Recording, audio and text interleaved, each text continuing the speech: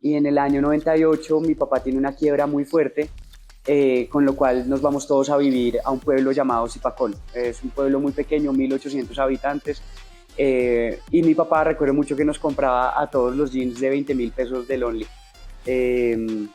Tú no debes saber qué es el Only. No, claro, claro que sí. Normalicemos las grietas, normalicemos los errores, normalicemos el fracaso y lo compartamos, porque no lo hemos hablado, pero esto detona muchas enfermedades mentales. Alrededor de esto hay una problemática muy grande que se está generando y está oculta. Hola, hola, somos Manuela, Julio, Andrea y Camilo. y somos cofundadores de cofundadores Life. Pero además somos padres, hijos, amigos, hermanos y esposos. Y este espacio es una excusa perfecta para tener un momento con gente que admiramos. Porque queremos conocer un poco más a fondo de sus grietas sin filtros. Porque es muy común y fácil hablar de las cosas lindas y light de la vida, sobre todo en las típicas entrevistas de emprendimiento. Pero el 100% de nosotros hemos tenido grietas en este camino, personales y profesionales. Y no hay nada más poderoso que darles valor al reconocerlas y aprender de esto sin filtros. Esto es Grietas sin Filtros Podcast. Hola a todos, bienvenidos a Grietas. Este es nuestro tercer episodio y hoy les tengo un invitado espectacular que les va a encantar. Pero antes, para hacer como una breve introducción, ustedes saben que creamos este podcast, Grietas. Es un podcast que creamos para poder hablar de la otra cara de la moneda. Siempre vemos la parte bonita de los famosos o de los emprendedores o de los empresarios, pero no solemos hablar de la zona oscura, de la zona de las crisis, de la zona de las lágrimas, de los momentos de tensión y de las caídas, de las grietas, y por eso el nombre de este podcast. En las redes sociales o en las noticias normalmente se muestra siempre lo bueno, los hitos. Las noticias suelen ser resaltar rondas de inversión, los premios, los reconocimientos, la expansión, la llegada a otros mercados. Sin embargo, no vemos la otra cara de la moneda, que es la que siempre nosotros queremos visibilizar. Ese es el trabajo que cuesta llegar a ello, la frustración, los momentos de quiebre, las desveladas, las trasnochadas, las grietas, qué hacer para poder cerrar una empresa, qué hacer cuando no tenemos capital, qué hacer cuando no podemos pagar la nómina, no podemos, hacer un montón de cosas del día a día. Realmente de ese otro 90% del tiempo, que es la parte no tan bonita que la que no contamos. Este podcast se enfoca en la persona, no en su reconocimiento o en su rol dentro de una industria, y por eso quise invitar a Felipe, que ya se los voy a presentar. Queremos visibilizar a todos nuestros oyentes que todos tenemos problemas, que todos pasamos por malos momentos, por crisis, que no todo es color de rosa, que todos lloramos, tenemos frustraciones, conversaciones largas con la almohada, que ni para los famosos, ni para los artistas, actores, cantantes, ni para los emprendedores, realmente ni para nadie, la vida es color de rosa, y por eso existen tantas enfermedades mentales, porque no se habla de esto, no se habla de la frustración que genera ver vidas perfectas. Por eso hoy quise invitar a Felipe Novoa. Felipe Novoa es un emprendedor colombiano que ha fundado varias empresas como FreeMind y Fabric. Logró levantar varios millones de dólares, alcanzar hitos importantes y tener fondos de inversión muy reconocidos en su cap table. Además, ha sido socio de grandes figuras como Lina Tejero, Mari Manotas, ha hecho marcas con La Granja del Borrego, entre otros que ya nos contará. Felipe es la mente detrás de muchas ideas, es hijo, esposo y padre de 2 niños, es speaker y además, algo a destacar, es muy optimista, que de eso estábamos ahorita hablando aquí tras bambalinas. Lo definiría como una persona que entiende el fracaso de la manera correcta, como una oportunidad para mejorar, para volver a intentarlo y como experiencia para lo que viene de aquí en adelante. Lo asume con ligereza y de forma muy positiva, sin importar el qué dirán, o al menos eso es lo que yo creo. Ya nos contará si es verdad o no. Muchos emprendedores no visualizan su vida sin sus emprendimientos, y este podcast busca hablar sobre la persona detrás, el líder, el ser humano y sus grietas y de cómo las has podido superar. Es por eso que les quiero presentar a Felipe Novoa. Felipe, bienvenido a nuestro tercer episodio de Grietas. Muchas gracias, Manu, por la invitación. Me recuerdan mucho todas las palabras que diste, así que feliz de conversar contigo. Bueno, qué chévere tenerte por acá. La primera pregunta que te quiero hacer es, ¿cómo te definirías tú mismo?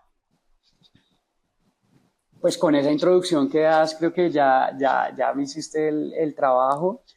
Me definiría primero como Felipe Novoa, como una persona muy optimista, pujante, tomadora de riesgos, con muchas ganas de impactar el mundo.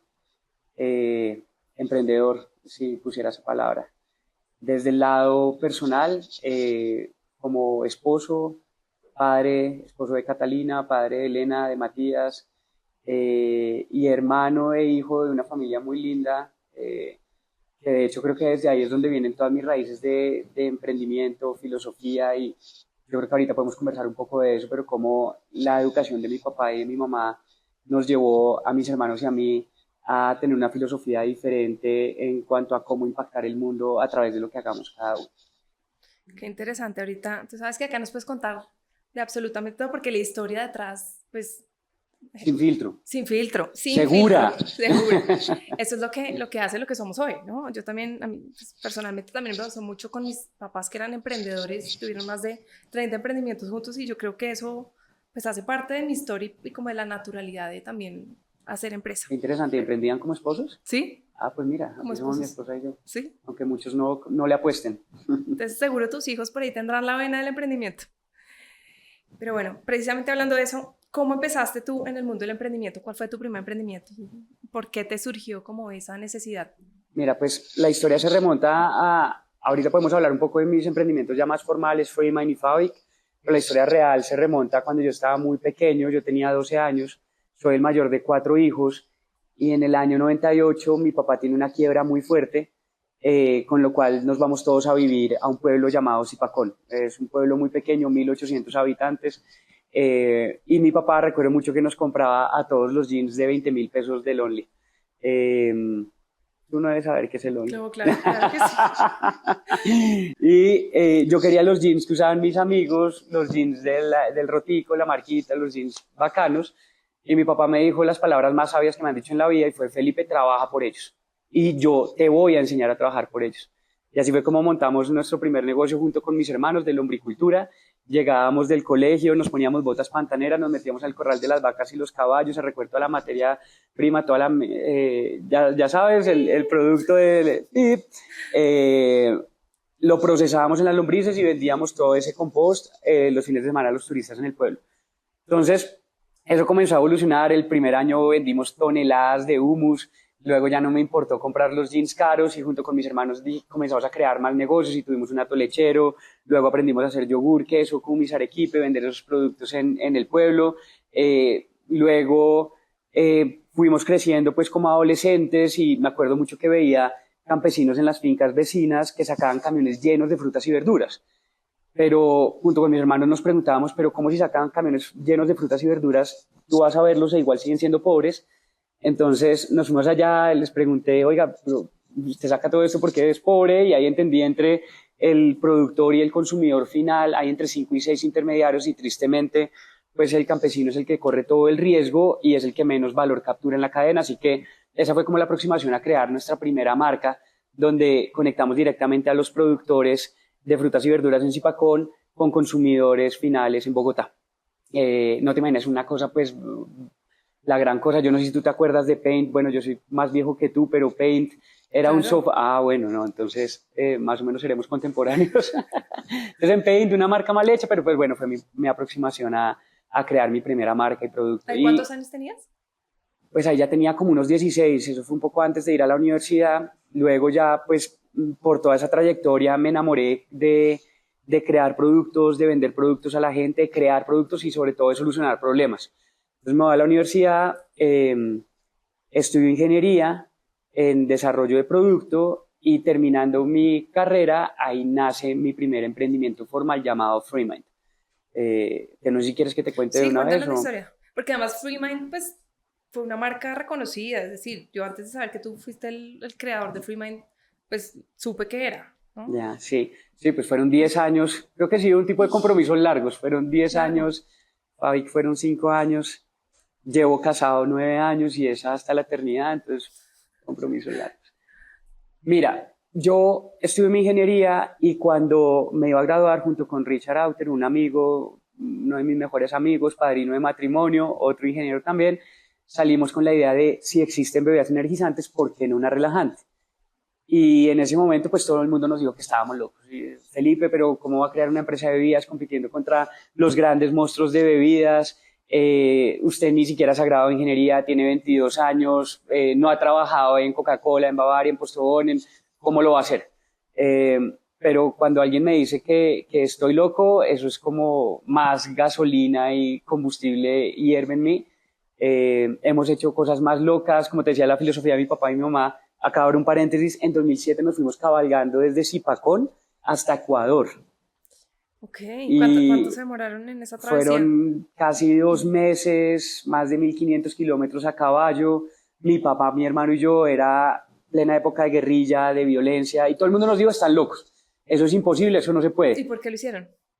Porque, eso es muy buena pregunta. Yo digo que hoy lo que soy, uno, gracias a Dios, 2, a la formación que me dieron mis papás, y 3, gracias a esa vida que tuve en el campo con los campesinos. Si yo no hubiera tenido esa combinación de las 3 que te menciono y el impacto de haber trabajado con los campesinos, crecer en el campo, no, tal vez hoy no tendría esa vena y ese ADN emprendedor que tengo. Y en ese momento quisimos devolver, porque 2007, pues, como tú puedes recordar, en nuestro país fue una época de muy fuerte violencia, desplazamiento de campesinos a las ciudades, pidiendo limosna en un semáforo, vendiendo dulces, y ellos eran ricos en sus tierras, pueda que no ricos en dinero, pero pues tenían todo lo que necesitaban, pero les tocó huir por sus vidas. Y nosotros dijimos, ¿qué podemos hacer para apoyar a los campesinos sin ser empresarios de multinacionales, políticos? Porque eso es otra cosa. Siempre nos quejamos, es que los políticos, es que los bla, es que... Pero ¿qué estás haciendo tú? ¿Qué estoy haciendo yo para generar un impacto? Así que, pues, idea loca y papá, pues, ¿qué sabemos hacer? Montar a caballo, pues arranquemos los 3 a montar a caballo, mostrándole a todo el país que si nosotros recorrimos Colombia con un caballo de fuerza, que esperaban los más de 40 millones de colombianos para salir a recorrer el campo de nuestro país. Ese fue como la razón por la que lo hicimos. La cabalgata se llamaba Volver a Nacer. Y pues hay un montón de historias ahí alrededor que darían para otro podcast completo. Pero entonces ahí dijimos, ya me habían dicho loco en 2007 cuando hicimos esta cabalgata, y feliz de poderle mostrar a la gente, lo hicimos, mire, acá llegamos a Ecuador, contra todos los pronósticos, lo hicimos real. Luego entonces, pues ¿por qué no crear una empresa de bebidas? ¿Por qué no? O sea, creo que esa frase de ¿por qué no? Me ha acompañado toda la vida, y decidimos lanzarnos. Entonces, eso fue una historia en que, de hecho fue nuestro proyecto de grado con Richie en la universidad.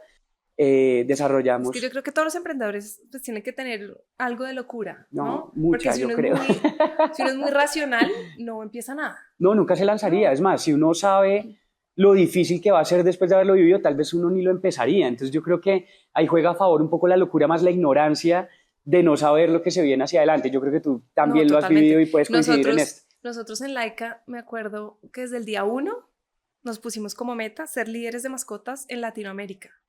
Sin conocimiento, sin plata, sin conocer la industria, sin saber nada de tecnología. Y ese era como el lema que nos movía y que todavía nos sigue, digamos que moviendo mucho. Pero es lo que tú dices, entre ignorancia y locura. Total, tal cual. Entonces, y creo que es como también un espíritu rebelde que tenemos los emprendedores adentro, y es como desafiar el sistema, el status quo, y ok, no tenía experiencia en bebidas, pero ¿por qué no lo puedo intentar, por lo menos? Entonces, creamos Freemind. Yo hice mi práctica de universidad y 1 o 2 años de consultoría, y me acuerdo cuando terminaba de la oficina del trabajo fancy en consultoría, luego me iba al cuarto de Richie, mi socio, y los dos desarrollando la fórmula, como en esta serie Breaking Bad, pero pues sin drogas, ¿no? Claro. Latina, tenía hierbas relajantes, pero hierbas legales. Y creamos fórmula, marca, producto, canales de distribución, equipo. Vendíamos en todas las principales cadenas y grandes superficies del país, las más famosas. Ganamos premios de emprendimiento e innovación en Londres, en República Dominicana, en Colombia. Registramos la marca en 34 países del mundo, abrimos operaciones en México, terminamos montando nuestra propia fábrica, lo cual fue una idiotez, pero pues la hicimos, de grietas y errores, por ahí hubo una grieta grande. Pero al final del día, digamos que después de todos estos 10 años, cerramos la compañía, muchos errores, muchos aprendizajes. Yo no hice un MBA en Stanford, en Harvard, en ninguna de estas Ivy League. Lo hice en la calle, lo hice en la vida, lo hice cometiendo errores. Creo que ahora me sumé un PhD, espero no seguir en la academia. Por favor, no más, ya estuvo suficiente. Postdoctorado. Y digamos que cerramos operación en Colombia y de todos los errores. A ver, yo creo que cometer errores no está mal. Einstein decía, cometer errores es humano, repetirlos es estúpido. Luego, básicamente, esa compañía la construimos más o menos 8 años en Colombia y luego al 8º año lanzamos en México. Y en México fue muy diferente los resultados, el go-to-market, porque pusimos en práctica todos los errores y lecciones aprendidas que traíamos de la experiencia en Colombia. Y en una etapa muy temprana vendimos la marca y la fórmula a una de las embotelladoras más grandes en México. Hoy todavía me den plata, yo creo que no me van a pagar, pero pues bueno, todo parte del aprendizaje y experiencia. Esa fue la historia con FreeMind. Okay. ¿Y cerraron? Sí, cerramos. Hicimos cosas del carajo, a mí siempre me ha movido el impacto, luego en algún momento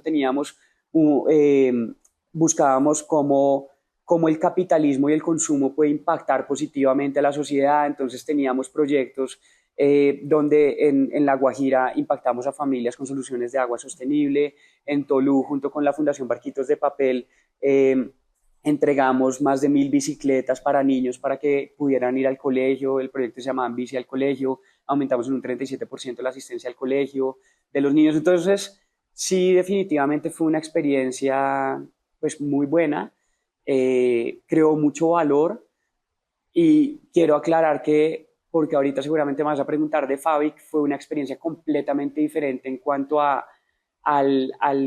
fondeo, a la forma de crear empresas. Esto era una compañía de manufactura completamente tradicional, donde el PIG y la forma de crecimiento era básicamente cuánto vendo, le quito los costos variables, le quito los costos fijos y lo que me queda es lo que reinvierto si me queda para el siguiente mes seguir creciendo. Ahí no existían como el venture capital. No, nada, el venture capital no existía, y si existía yo no lo conocía.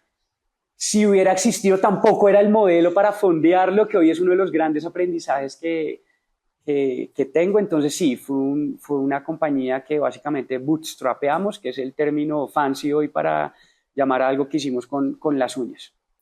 Ok, y entonces ahora cuéntanos sobre Fabric, que ahorita vamos a hablar como de las grietas que te dejaron los dos. Entonces, Okay. Tu último emprendimiento fue Fabric. ¿Qué era Fabric? Sí, a ver, la historia de Fabric nace cuando cerramos FreeMind, junto con un gran amigo, inversionista desde FreeMind, primer inversionista en Fabric.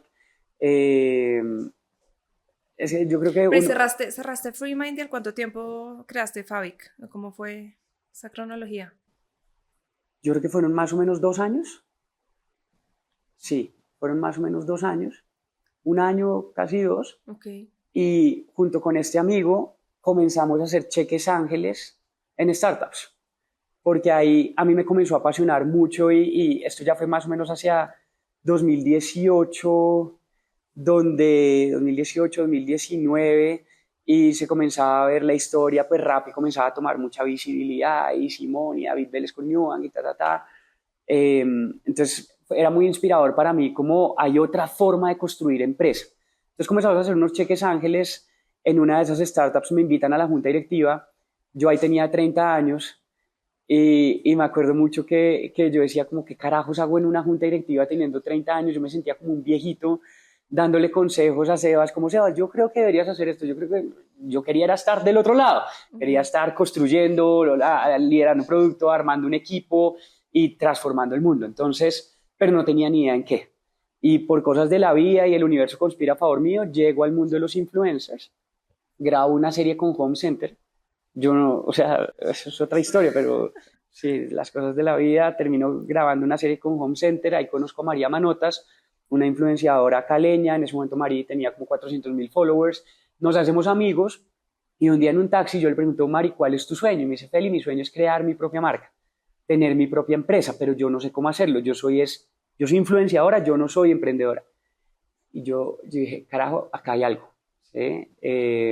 Porque en ese momento pensé, la razón por la que Freemind no creció como yo esperaba que creciera, pues fueron varias, pero digamos que una que tomaría es, nunca tenía el presupuesto de marketing que tenían las grandes marcas, Claro. ¿cierto?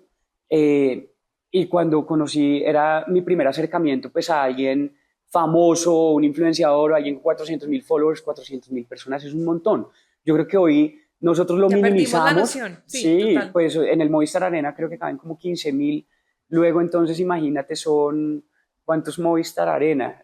Más de 20 Movistar Arena llenos por una persona. Entonces ahí dije, carajo, acá hay un montón de gente a la cual le puedo vender productos, tengo el canal de comunicación, tengo el canal de distribución. Si ella no sabe crear una empresa ni operarla, no pasa nada, yo sí, pero acá tengo mi herramienta de comunicación y de distribución. Entonces, le conté a mi esposa, ya habíamos emprendido juntos en otras aventuras paralelas a estas, el regalo de matrimonio lo metimos en una empresa que lo perdimos, No. bueno, brutos pero decididos, all in siempre. Y entonces dijimos con Cata, hagamos esto, acá hay algo interesante, y lanzamos, dijimos, bueno, le dijimos a María, al otro día le dije, Mari, vamos a hacer tu sueño realidad, tú dedícate a crear el contenido y nosotros hacemos el resto. Y el resto pues era crear marca, producto, canales de distribución, e-commerce, tecnología, servicio al cliente, marketing, finanzas, logística, distribución, absolutamente todo. Tú haz las stories, los reels, los posts. Entonces, María dijo de una, y lanzamos en enero del 2021 en MVP, que era una marca, MVP hoy sé que se llamaba MVP, en ese momento para mí lo era todo, era Everyday Love, una marca de productos para el pelo, shampoo, lanzamos un shampoo y un acondicionador. De hecho, caminando para acá pasé y le hace publicidad a María Hair Spa, ¿lo conoces? Sí, sí, sí. Ahí lo lanzamos. Me acuerdo mucho que María puso la mitad, nosotros pusimos la mitad. Lo lanzamos con muy poquito capital, muy poquito capital para lanzar una marca de consumo masivo porque fue modelo, vamos a probar. Y lo lanzamos en esa peluquería con un e-commerce mal hecho. María, me acuerdo que estaba súper embarazada de mellizos, como a la semana o 2 semanas tenía sus pelados, ella haciendo ahí un Instagram Live, lavándole la cabeza a las amigas, y comenzamos a crecer, o sea, comenzamos a vender primero. Sin tecnología, éramos nosotros atrás con mi esposa pues llevando a las paqueteras para que entregaran los productos y toda esta vaina, pero queríamos validar el concepto y comenzamos a crecer 30% mes a mes y margen bruto por encima del 70%, y validamos la tesis de poder adquirir usuarios sin inversión en marketing. Entonces, que es lo más caro de claro, una empresa. y que fue lo que no logré hacer todo ese tiempo en Freemind, eso fue una gran barrera. Entonces de ahí, pues Manu, era 2021. ¿Cuándo fue que nacieron ustedes? 2017. 2017. Entonces ustedes pasaron 2021 donde pues fue el boom del venture capital, las tasas de interés, todo lo que hubo en la economía global, donde pues hubo mucho dinero invertido en startups. Y ahí con amigos me dijeron, hagamos esto VC-back, y ahí comenzamos pues digamos como una segunda fase de Fabric. Ok, ¿y cuál crees que fue tu mayor grieta con Fabric?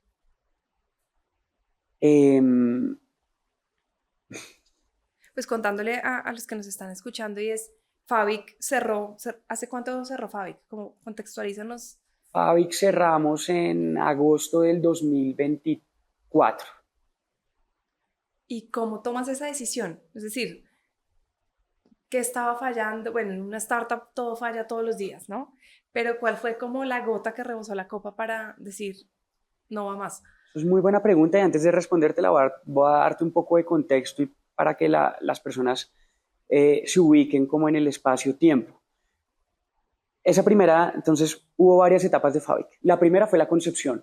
De hecho, no nos llamábamos ni Fabric, nos llamábamos Love Brands. Cuando la creamos con Catalina, con nuestros recursos, y lanzamos. Luego entramos esos 2 primeros años de Fabric, donde levantamos $3.8 millones y comenzamos a acelerar y crecer desmedidamente, buscando lo que el ecosistema pedí a una startup apalancada en el venture capital que el modelo funciona así y es crezca a doble dígito mes a mes, tenga un modelo asset light y crecimiento exponencial. Entonces levantamos esos casi $4 millones, llegamos a firmar 100 influencers desde hasta 54 millones de followers, llegamos a tener más de 15 marcas al aire. Imagínate operar 15 marcas donde al operar el end-to-end cada influencer era como una empresa. Entonces nosotros operábamos 15 empresas al tiempo. Pero para que sepan como que otras, aparte de Everyday Love de Mari Manotas, está... Luego lanzamos Diva by Luisa Fernanda W, maquillaje, donde ahí fue, Luisa tenía 20 millones de followers, María ya estaba llegando a los 500,000, entonces los pajazos mentales que uno se echa, y perdón por mi francés, pero ahí es donde con Luisa vamos a vender 40x, María, no. Bullshit, eso no funciona así, ahí aprendimos otras cosas y luego lanzamos también, pues como te digo, lanzamos más de 15 marcas, pero ahí teníamos a La Granja del Borrego, es un fenómeno, tiene 54 millones de followers en sus plataformas, solo 17 años, hicimos un café con él, luego estábamos desarrollando otras marcas. La Pestañina. Luego hicimos con Lina Tejero Coraje, de lejos fue la mejor marca que construimos y de hecho les digo que esas marcas que les he mencionado hoy continúan, lo cual, a pesar de haber cerrado Fabric, las marcas continúan. Y acá es donde puedo llegar a una conclusión y te voy a anticipar esa conclusión. Fabric lo creamos bajo, o más bien, yo sigo creyendo en el modelo, en la tesis de lanzar marcas apalancadas de comunidades de influenciadores, porque ya hay casos muy exitosos. Está Kylie Cosmetics de Kylie Jenner, Fenty de Rihanna, Mr. Beast con Feastables, vende cientos de millones de dólares en sus chocolates. Ahora no sé si has visto Prime de Logan Paul, que le está compitiendo a Gatorade, a Powerade, y ya vende más de 700 millones de dólares y son 2 youtubers y le están comiendo todo el... No, sin duda es un modelo de negocio que... Claro, el error nuestro fue haberlo metido en fondearlo por Venture Capital, y acaba de abrir una grieta así de grande, es casi un cañón. Un error muy grande que cometimos fue, más bien voy a dar primero un contexto. Una marca es como un bebé. Un bebé nace y es feíto. Bueno, no, acéptalo, tus hijos nacieron muy feitos, pero... Totalmente, sí. Y tú tienes que darle chance de que comience a crecer. De afinar el producto. Claro. Porque no es del principio, es el producto validado por el consumidor. Nace, da su primera palabra, comienza a gatear, luego a caminar, luego a correr. Y tú no sabes ese bebé qué va a pasar. Elena tiene 6 años, Matías va a cumplir 4 y hoy todavía no sé, o sea, les falta años por desarrollarse. Eso es una marca. Una marca, si quieres construir una marca bien hecha, tiene que tener un tiempo prudente. Tú no puedes hacer que amanezca más rápido por más que quieras. Eso es una construcción de marcas. El modelo de VC, de Venture Capital, necesita crecimiento exponencial. Claro. No hay tiempo de esperar todo este proceso de maduración. Luego es inverso absolutamente lo que estábamos haciendo. Entonces, nosotros buscamos ajustar nuestra compañía y modelo de negocio a la estructura de fondeo del Venture Capital. Gran error. Pero eso lo puedo decir hoy después de 5 años de haber construido esa compañía, porque en retrospectiva todos somos más inteligentes. Yo en 2021, en 2022, cuando levantamos las rondas de capital durante todo ese tiempo que la construimos, yo estaba convencido que íbamos a crear el siguiente unicornio de Colombia. Y muchas veces íbamos avanzando en señales que nos daban que íbamos en buen camino. Firmamos 100 influencers en meses. Y de 10 reuniones que teníamos con influencers, 8 nos decían que sí. Y nos pagaban un setup fee. Luego estábamos validando la necesidad. Entonces, y hubo varios momentos de esos. Entonces, pues en ese momento, y tú sabes que uno como founder le da y siempre es optimista de lo que está construyendo. Hoy en retrospectiva digo, la grieta fue haber estructurado un modelo de creación de marcas, de buscar, porque yo quería a ciertos inversionistas que me pedían más escalabilidad y me decían, quiero ver escalabilidad, quiero ver más influencers. Yo ahí solo teníamos a Luisa y a María.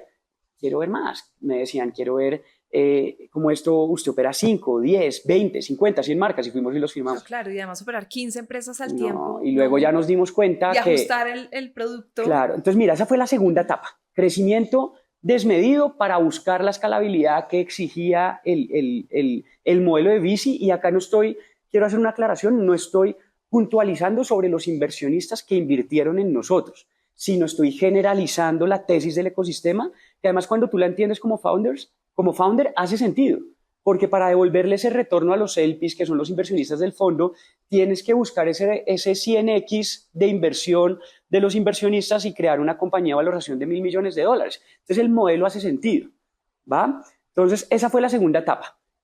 Buscar escalar, a como diera lugar, firmar 100 influencers, y para apalancar ese crecimiento, pues necesitábamos contratar más personas para tirarle personas a los problemas, que eso para mí hoy es otra grieta y otro error que no volvería a cometer, porque si los fundamentales no están sólidos, por más que le tires dinero y personas al problema, no lo vas a solucionar de manera sostenible.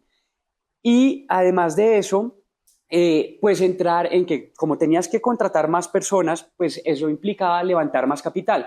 Entonces seguí levantando más y más capital, y hoy viendo hacia atrás digo, yo era un hámster en una rueda sin fin. Entonces, esa fue la segunda etapa, que llamémosla crecimiento exponencial. Okay. Y esa etapa se termina cuando, recuerda, hacia 2022 finales, ya comienza a entrar el winter, se comienza a secar el ecosistema, suben las tasas de interés, luego los inversionistas y los LPs, pues hace más sentido meter el dinero en un CDT, porque pues tiene más retorno de 12, 13, 15%, bajo riesgo. Entonces se seca el mercado y ya levantar capital no era tan fácil. A Nor se nos cae una ronda de inversión y yo digo en ese momento, pa'l carajo el Vici, el ecosistema, lo que piden, el crecimiento exponencial. Yo voy a construir esta empresa como aprendí a construir una compañía real, una compañía de verdad, como Freeman durante 10 años. Así que tomé la decisión muy difícil de despedir. Éramos 45 personas, despedimos 35 personas. Okay. Y la tesis fue, le hice churn a 96 influencers, nos quedamos con 4 y dijimos... Más foco. Dijimos, back to the basics. Sin importar lo que pensaran los inversionistas. Nada, o sea, prácticamente yo ahí no le pregunté a nadie. Y dije, nos vamos, pues luego lo validé con ellos y les hizo sentido, pero pues fue una decisión muy interna. Vamos a enfocarnos en estos 4 influenciadores, vamos a realmente entender cómo crear, lanzar y escalar una marca de un influenciador y luego volvemos a acelerar. Y para hacer la historia larga corta, con ese capital que nos quedaba, el plan era alcanzar punto de equilibrio más o menos en un año largo, lo logramos como casi en la mitad del tiempo, logramos extender, como comenzamos a generar dinero desde Fabric, pues logramos extender nuestro runway y nuestra vida mucho tiempo más. La última ronda que levantamos fue en 2022, a principios del 2022 más o menos, y no volvimos a levantar hasta agosto del 2024, que fue cuando decidimos cerrar. Pero entonces, Hay una pregunta, porque yo, no sé, nos encontramos en algún lugar y tú me dijiste, ya somos rentables. Y yo, wow, felicitaciones. Y la siguiente vez que nos encontramos me dijiste, acabo de cerrar la empresa. Entonces, como que, ¿qué pasó desde llegar a la rentabilidad? ¿O cuál fue el momento de decir, esto no va para ningún lado? ¿Sí? Como que, si la empresa era rentable, ¿cuál fue el problema de fondo? Pues, mano, recapitulando, la primera etapa fue la creación. La segunda etapa fue crecimiento exponencial. Y la tercera yo la llamaría sensatez, que fue cuando nos encontramos y me preguntaste cómo van y que somos rentables. Somos 10 empleados y, ojo, fuimos rentables no solo porque bajamos los costos. Bajamos los costos, o sea, pasamos de ser 45 a 10 colaboradores y duplicamos las ventas del año anterior teniendo 45 colaboradores. Luego fue muy bacano para nosotros como equipo decir, oiga, sí se puede. Entonces, mano, en esa tercera etapa cuando nos encontramos y te dije somos rentables, pues sí fue una satisfacción interna y para el equipo, esos días que estábamos, fue muy gratificante saber que podíamos crear una empresa real, que creara valor. Las marcas con cada influenciador estaban andando bien, unas mejores que otras, por supuesto, como en todo, pero dijimos, nos probamos a nosotros mismos, esto funciona. Pero luego de eso, tú que también estás metida en el modelo de Venture Capital, sabes que para generarles un retorno y para yo devolver esos 3.8 millones de dólares, pues necesitaba hacer una compañía que pudiera ser un éxito en cientos de millones de dólares, y ya no estoy hablando ni siquiera del unicornio de 1.000 millones de dólares. Pero ya yo había entendido que no íbamos a hacer ese unicornio. ¿Por qué? Porque por el ejemplo que te acabo de mencionar de la similitud entre una marca y un bebé. Entonces, a punta de unos miles de dólares al mes, no íbamos a devolver ese retorno. Entonces, tomamos la decisión de go big or go home, salimos a levantar una nueva ronda. El ecosistema todavía está muy afectado, igual eso no fue la razón porque hay startups que siguen levantando, entonces esa no fue la real razón, pero nosotros busqué dinero hasta debajo de las piedras y no logramos levantar esa ronda. Luego intentamos hacer una ronda interna que no pudimos concretar, y en ese momento pues tomamos la decisión de cerrar la compañía, porque hubiéramos podido continuar como un zombie. Y este modelo de zombie yo creo que vale la pena hablarlo y que la gente lo conozca, que hoy viendo en retrospectiva ya te cuento qué piensan muchos inversionistas con los que he hablado, y es dejar zombies destruye mucho valor. Y destruye mucho valor para los mismos inversionistas, destruye mucho valor para los founders y el equipo y para el ecosistema. Pero hay que tener muchos cojones para tú tomar la decisión de matar un zombie, porque tú no ves eso como un zombie, sino lo ves como tu hijo. Entonces... No, y lo que decía en la introducción, desligarse uno como fundador de la empresa es muy difícil porque la empresa se vuelve la vida del emprendedor. No, pues mira... Entonces me parece muy valiente haber tomado la decisión de cerrar. Pues mira... Porque en tu caso fueran 3.8 millones, en nuestro caso son más de 100 millones. Total.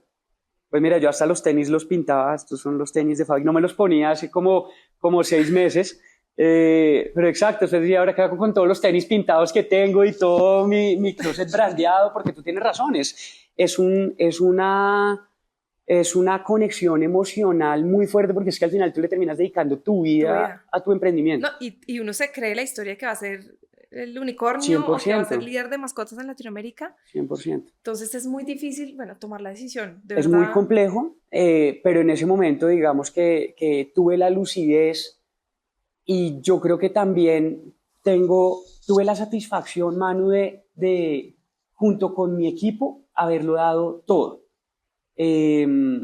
No, fueron 5 años, ¿sí? No fue como un año, ay, esto se puso difícil, ya no se puede levantar capital fácil, entonces cierro.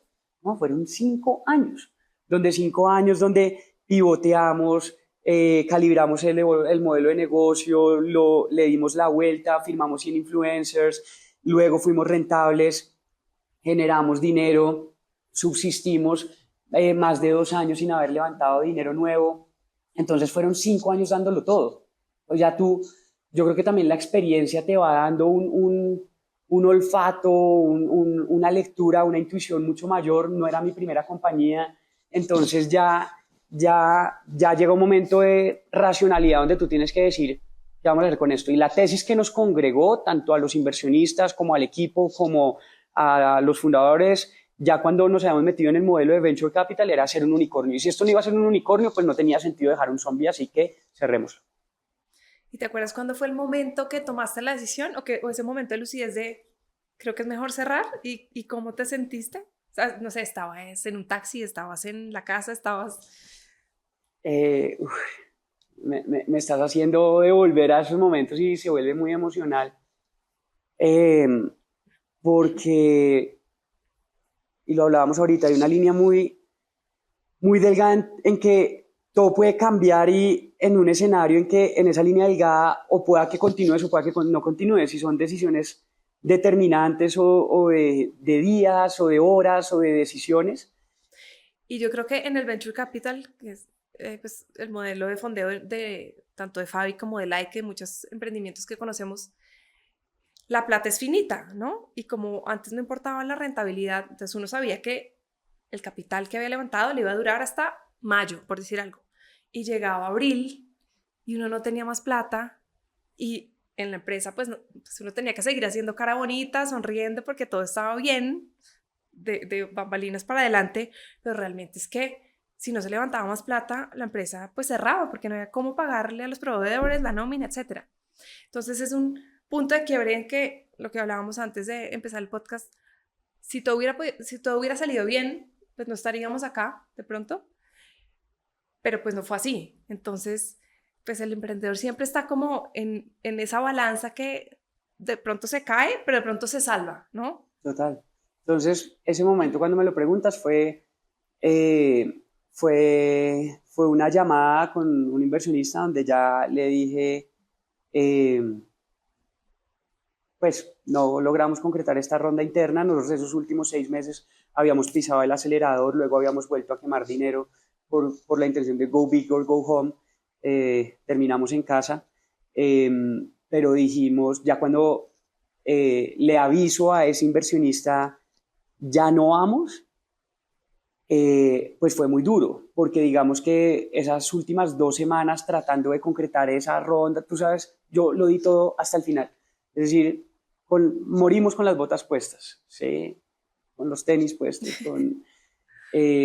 fueron muy intensas, y esas fueron unas 2 semanas muy fuertes. Desvelo, supongo. Desvelo, 12 reuniones al día, buscando cómo salvarla, digamos, como viendo alguna luz por donde orientarla, hasta que al final pues dijimos, no, ya, no más. Pero en esas 2 semanas, y es por eso me gusta mucho lo que ustedes crearon acá y los quiero felicitar, porque esas 2 semanas fueron muy duras, pero yo tenía que mantener una compostura, un perfil. Tenías que seguir siendo el papá feliz. Claro, total. Tenías que seguir siendo el gerente, pues digamos, compuesto y Tú no vas razonal, a ir a llorar delante de un inversionista. Ni en la oficina delante de todo el equipo. Entonces fue mantener eso, pero en el momento en que, me acuerdo mucho, colgué ese Zoom, me desbaraté. Y estaba en la casa y estaba mi esposa, que mi esposa pues fue mi cofundadora, y decirle, pues esposa, ya estuvo. Sí. ¿Qué harías diferente si pudieras retroceder el tiempo con Fabric? ¿Qué haría diferente? Espera que me quede en ese momento. Si quieres contarnos más del momento, excelente.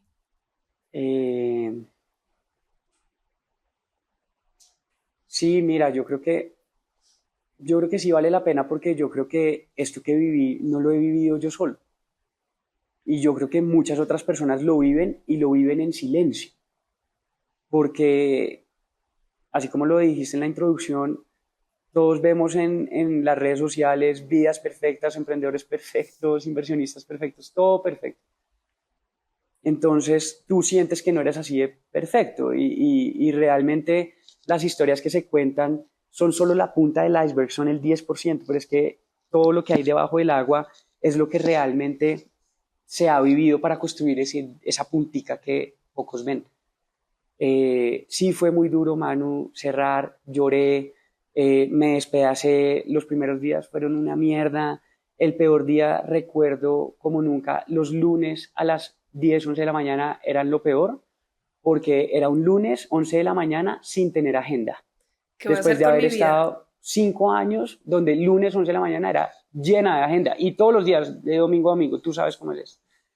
Y luego estar en pantaloneta sin bañarme en la casa, y tal vez no querer ni bañarme, cortinas abajo. Total. No, pero además, pues sin tener ingresos, ¿sí? ¿Cómo ibas a pagar los colegios de los niños? Porque además tu esposa, para los que Claro. no saben, también trabajaba en Fabric.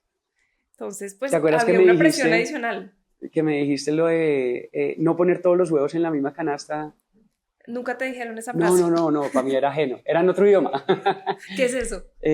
Olin, mira. Ese es el aprendizaje de Fabric. Sí, aunque te digo que somos muy obstinados, pero volvería a emprender 10.000 veces con mi esposa.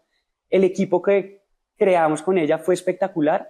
Tuve unos late co-founders después, pero pues es que no los conocía tanto como conozco a mi esposa, y volvería a emprender muchas veces con ella. Es alto riesgo, pero pues en mi casa, en mi familia siempre hemos vivido alto riesgo, pero sí, eso fue más o menos la historia. ¿Qué me habías preguntado antes?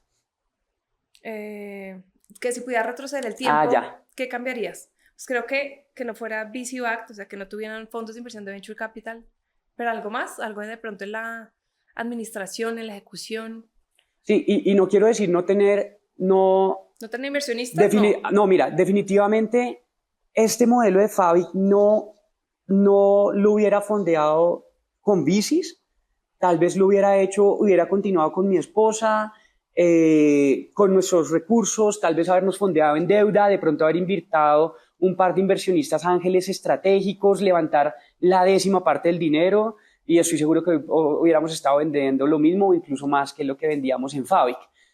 No me hubiera lanzado a firmar 100 influencers ni buscar tener 15 marcas operando, hubiera hecho un juego de tener 2, 3 marcas bien hechas en la misma categoría, muy enfocados, creciendo desde la caja y no hacia la caja, porque creo que también uno siempre algo que hace con este modelo de crecimiento exponencial es yo invierto acá para llegar a esa caja, yo invierto acá para llegar a esas ventas, yo crezco hacia la caja, yo hoy tengo un mindset más de y además que puedo combinar los dos mundos, ¿no? 10 años construyendo una empresa tradicional, 5 años construyendo una empresa de tecnología o de crecimiento exponencial.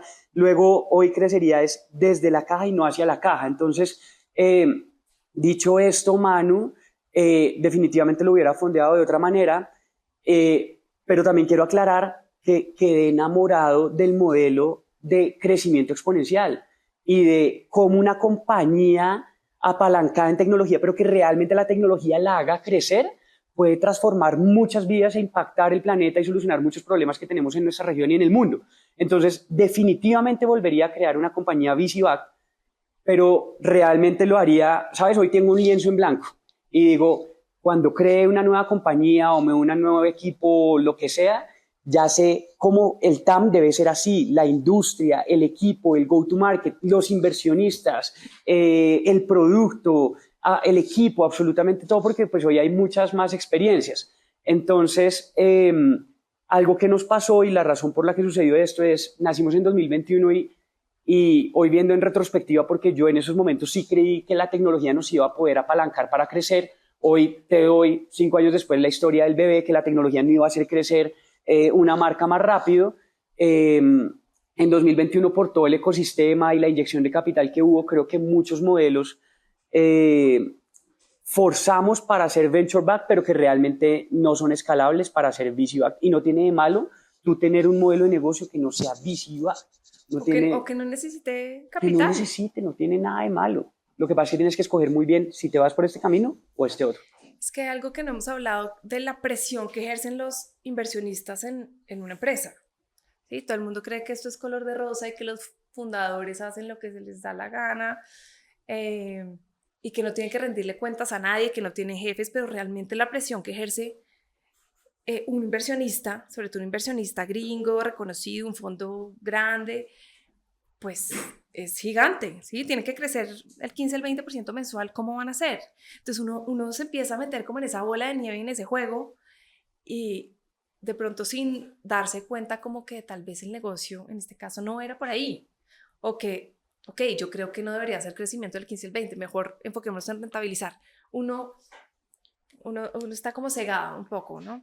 Y piensa que hay una desalineación de incentivos. Totalmente. En cuanto al final del día, claro, los inversionistas ponen el dinero, poco, mucho, lo que sea, pero resulta que tú al final eres uno del portafolio de 20, 50, 100 startups.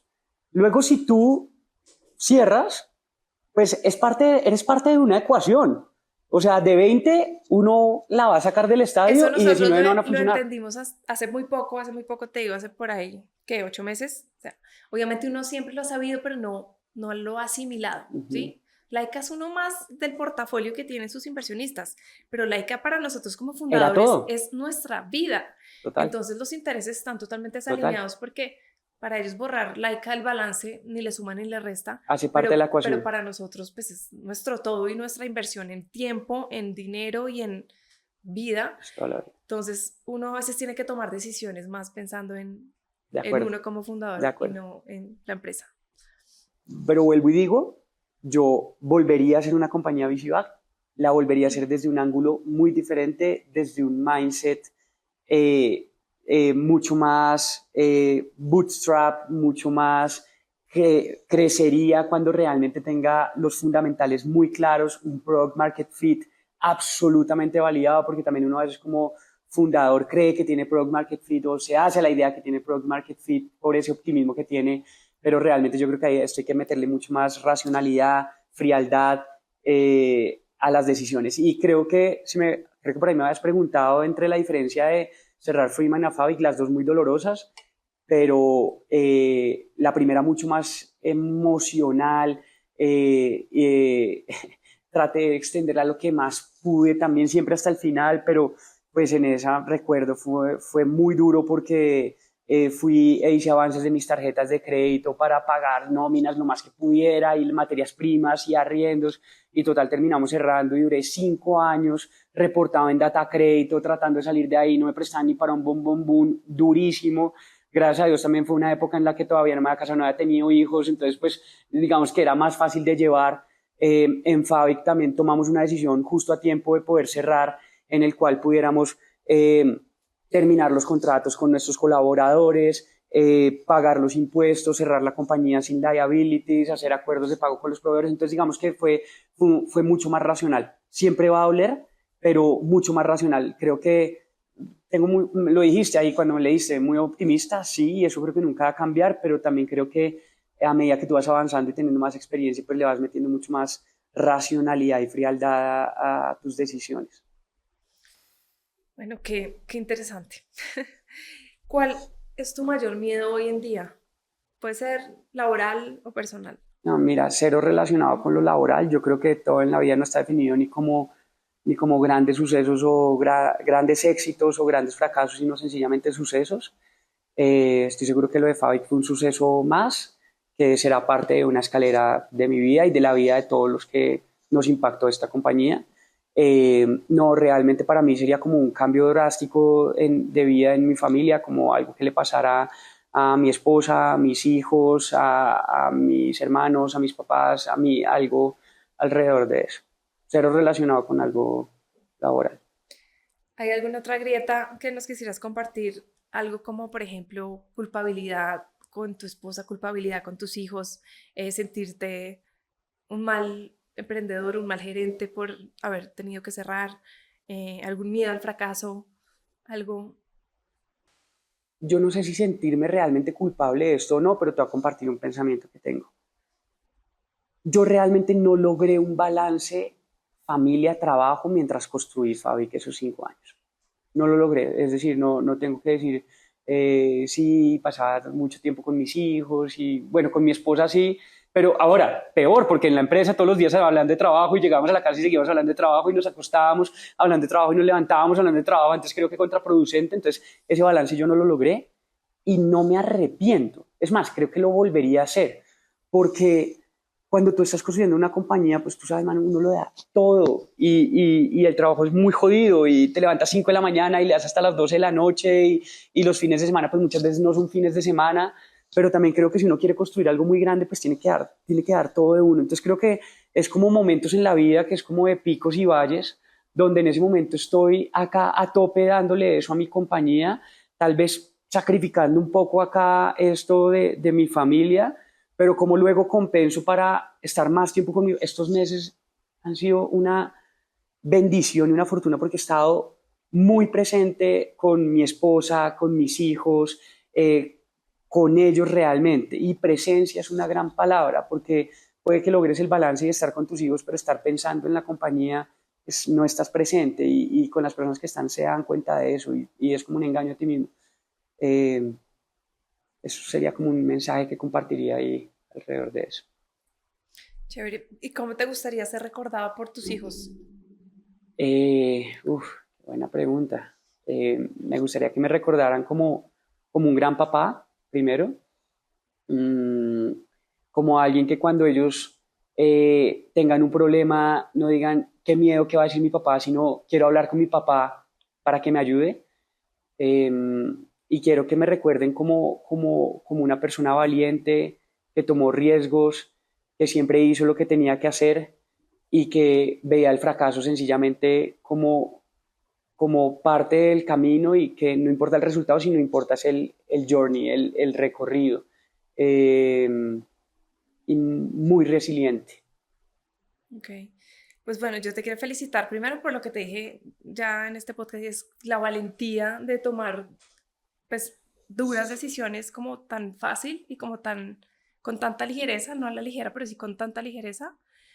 Em, y sobre todo como de haber superado la etapa tan rápido. O sea, obviamente sé que la tusa de Fabic va a durar pues seguro mucho tiempo y lo vas a recordar igual que Freemind, pero sí de haber tomado la decisión y de verlo como un aprendizaje más, ¿sí? Como que es una experiencia, cerrar, check, y ahora, ¿qué viene? ¿Qué es lo nuevo? ¿Sí?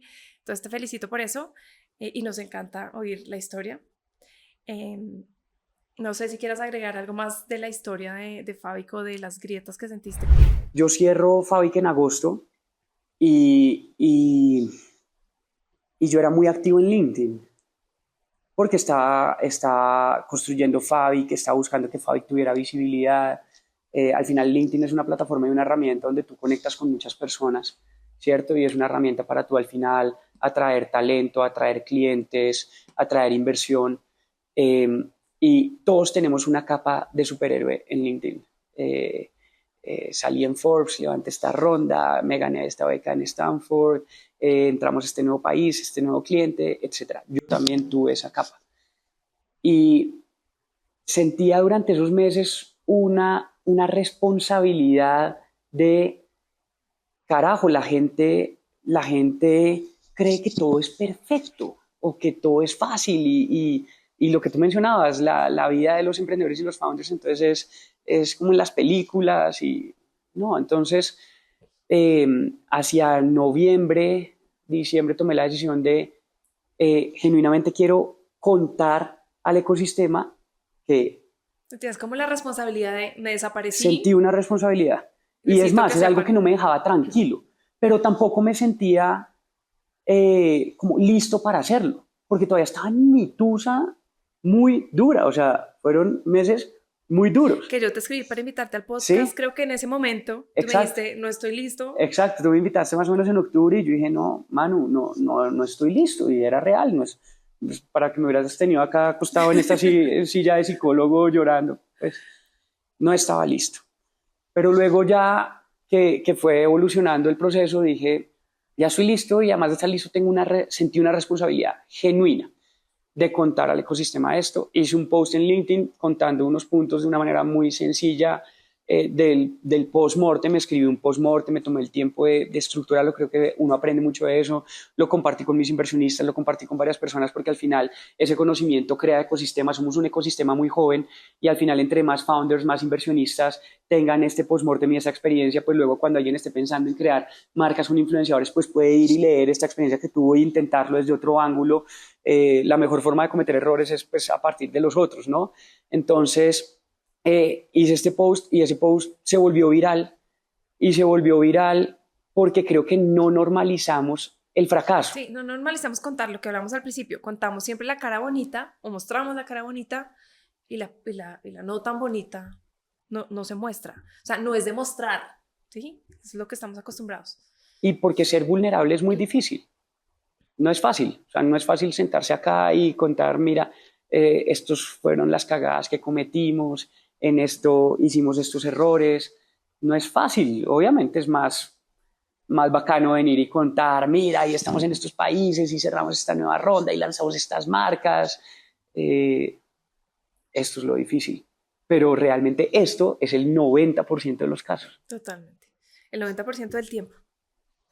Pero como persona, creo lo que hablamos, como fundador, como artista o como cualquier persona común y corriente. Como padre, como madre, tú eres mamá, sabes el reto que es también los hijos, yo también lo sé, o sea, alguien me dijo la vez pasada, tener hijos es lo más duro de la vida y al mismo tiempo lo más satisfactorio de la vida. Totalmente, de acuerdo. Pase para acá, pase para acá. Bueno, la primera, ¿viajarías en avión o en tren? ¿Qué es lo que más te gusta? A caballo. A caballo. Bien, bien. Parte de la historia. ¿Quisieras ser presidente? No, ¿Por qué? creo que es otro rol, creo que hay otros valientes que lo pueden hacer. Mi rol y mi propósito en la vida es a través de emprender. ¿Superhéroe favorito? Batman. Perfecto. Bueno, Felipe, muchas gracias por venir, por contarnos tus grietas más profundas, que realmente las sentí así. ¿Quisieras como dejarnos algún aprendizaje para este podcast que precisamente se llama Grietas y de lo que la gente tal vez no está dispuesta a contar de los sentimientos que tiene en el día a día? Sí, mira, yo creo que más que un consejo es una invitación. Y es una invitación a que no creamos que las vidas son perfectas, no nos dejemos llevar solo por las redes sociales, y una invitación a que normalicemos las grietas, normalicemos los errores, normalicemos el fracaso y lo compartamos, porque no lo hemos hablado, pero esto detona muchas enfermedades mentales. Alrededor de esto hay una problemática muy grande que se está generando y está oculta. Y una invitación a que se atrevan, a experimentar, a crear, a construir, y que no importa el resultado, si el resultado es que logran hacer una compañía exitosa o una carrera exitosa en la empresa que estás, o eres deportista y llegas a ser el deportista que quieres ser, genial. Y si no, no pasa nada tampoco. Pero que el camino que vives sea tu recompensa. Porque al final, si logras transformar esos problemas en oportunidades, y en lugar de estar preguntándote por qué a mí, sino para qué a mí, vas a tener muchos más puntos de conexión en tu vida para seguir avanzando. De acuerdo. Además que hay que disfrutarse el camino, porque el camino es tu vida, o sea, todos los días de tu vida. Y si no te lo disfrutas, ¿para qué estás emprendiendo en este caso? De acuerdo. Bueno, muchas gracias a todos por escucharnos. Este fue el tercer capítulo de Grietas con nuestro invitado Felipe Novoa. Por favor, síganos en redes sociales, denos un like, y si tienen algún invitado recomendado que quieran que esté aquí, por favor ayúdenos a contactarlo para que sea el siguiente invitado. Muchas gracias y gracias a ti, Felipe. Bueno, gracias a ustedes.